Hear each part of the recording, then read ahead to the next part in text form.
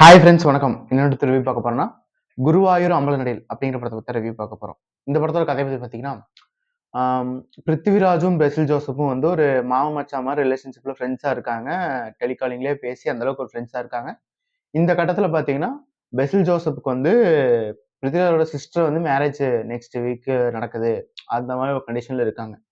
அப்படி இருக்கும்போது பார்த்தீங்கன்னா, இன்னும் வந்து பழைய ஒரு முன்னாள் காதலி வந்து மறக்க முடியாத ஒரு கேரக்டரா வந்து பெசில் ஜோசப் இருக்கிறனால பிருத்திவிராஜ் வந்து அவர மோட்டிவேட் பண்ணி ஹெல்ப் பண்ணிட்டு இருக்காரு. இந்த மாரி உன்னால மறக்க முடியும்.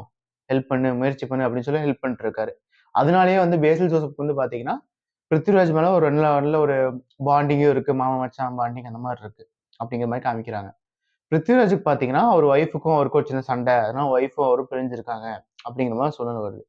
இந்த கட்டத்துல வந்து ஒரு 2 பேத்துக்கும் உண்மையானே தெரியுதுன்னு பாத்தீங்கன்னா, அ பெசில் ஜோசப்போட முன்னாள் காதலியும், பிருத்திவியோட ஒய்ஃபும் ஒரே ஆள் தான். அப்படின்னு தெரிஞ்சதுக்கப்புறம், அதுக்கப்புறம் என்னலாம் பிரச்சனை ஆச்சு? அதுக்கப்புறம் இந்த கல்யாணம் நடந்துச்சா இல்லையா? பெசில் ஜோசப்க்கும், பிருத்திவியோட ஒய்ஃப்க்கும் என்ன சம்மந்தம்? அப்படிங்கிற எல்லாத்துக்கும் சேர்த்து வச்சு ஒரு நல்ல ஹோல்சமான ஒரு ஃபேமிலி என்டர்டெய்னிங் டிராமா தான் இந்த படத்தோட கதை.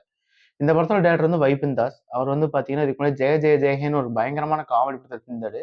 அந்த படம் பாத்தீங்கன்னா, கடைசி ஒரு 20 நிமிஷத்துக்கு முன்னாடி வரைக்கும் நல்ல பயங்கரமா காமெடி போகும். கடைசி ஒரு 20 மினிட்ஸ் நல்ல ஒரு சோசியல் மெசேஜோடயே முடிச்சிருப்பாங்க படத்த.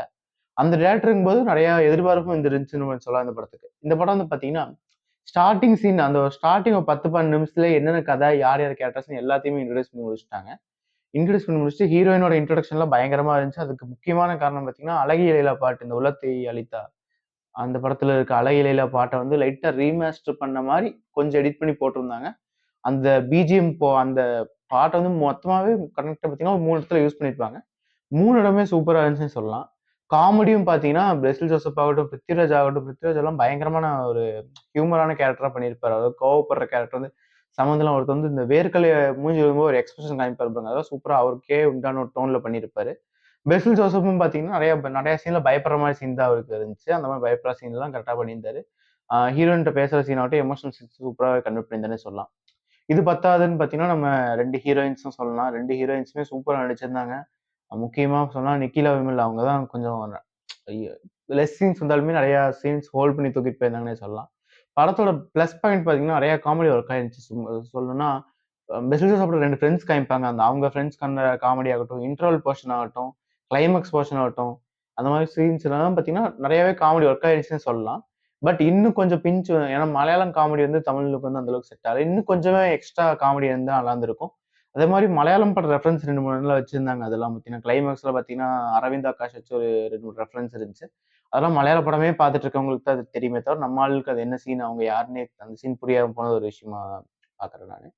அப்புறம் படத்தோட மியூசிக் அந்த அளவுக்கு சொல்லணும்னா, கிளைமாக்ஸ்ல அந்த வந்து ஒரு 20 மினிட்ஸ் போர்ஷன் தவிர மிச்சபடி பிஜிஎம் எல்லாமே அந்த அழகிய லைலா பார்ட், அந்த கிளைமாக்ஸ் பார்ட்ட தவிர, இன்னும் கொஞ்சம் பெட்டராவே பண்ணியிருக்கலாம். கொஞ்சம் பிஞ்ச் அதிகமாவே போட்டுருக்கலாம் அப்படிங்கிற மாரி இருந்துச்சு. கேமரா பொறுத்தவரைக்கும் நீரஜ் மாதவ் அவர் தான் கேமரா பண்ணியிருக்காரு. சூப்பராவே பண்ணியிருந்தாங்க. ஸோ படமா பார்க்கறக்கு இது வந்து Hotstarல ஸ்ட்ரீம் ஆயிட்டு இருக்கு. நல்ல ஒரு ஃபேமிலி என்டர்டெய்னிங்கா போர் அடிக்குது அப்படிங்கிற ஜாலியா பார்க்கறக்கு ஏத்த ஒரு படம் தான். அடல்ட் கன்டென்ட் எதுவுமே இல்ல. ஃபுல் காமெடி பர்ப்பஸ் மட்டுமே தான் படம் ஃபுல்லாவே. படம் ஃபுல்லாவே காமெடி நெறைய சீன்ஸ் இருந்துச்சு. பட் உங்களுக்கு மலையாளம் புடிக்கும் அப்படின்னா, நீங்க மலையாளத்திலே படத்த ட்ரை பண்ணுங்க. ஏன்னா, தமிழ் டப்பிங்ல பார்த்தீங்கன்னா, பெசில் ஜோசப்போட வாய்ஸ் வந்து இந்த டிஸ்கவரி சேனல்ல வந்து இந்த சொல்லுவாங்க தெரியுமா? இந்த காடு அற்புதமா. அந்த மாரி ஒரு வாய்ஸ் குடுத்துருக்காங்க. அது கொஞ்சம் செட் ஆகாத மாரி இருந்துச்சு. மிச்சபடி எல்லா கேரக்டருக்குமே சூப்பரா இருந்துச்சு வாய்ஸு.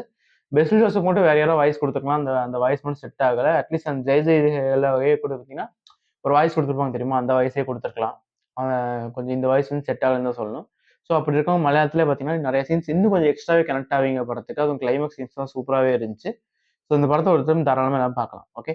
இந்த வீடியோஸ் உங்களுக்கு பிடிச்சிருந்தா லைக் பண்ணுங்க, ஷேர் பண்ணுங்க, சப்ஸ்கிரைப் பண்ணுங்க. உங்களுக்கு தெரிஞ்ச மலையாளம் மூவிஸ் ஏதாவது த்ரில்லிங்கா, காமெடி இந்த மாரி கொஞ்சம் நல்ல காமெடியா இருக்க மாரி படம் இருந்தா சஜெஷன் பண்ணுங்க கமெண்ட் பாக்ஸ்ல. நான் அந்த படத்த பார்த்துட்டு அதுக்கும் ரிவ்யூ போடுறேன். ஓகே. அடுத்த வீடியோல சந்திப்போம். பாய்.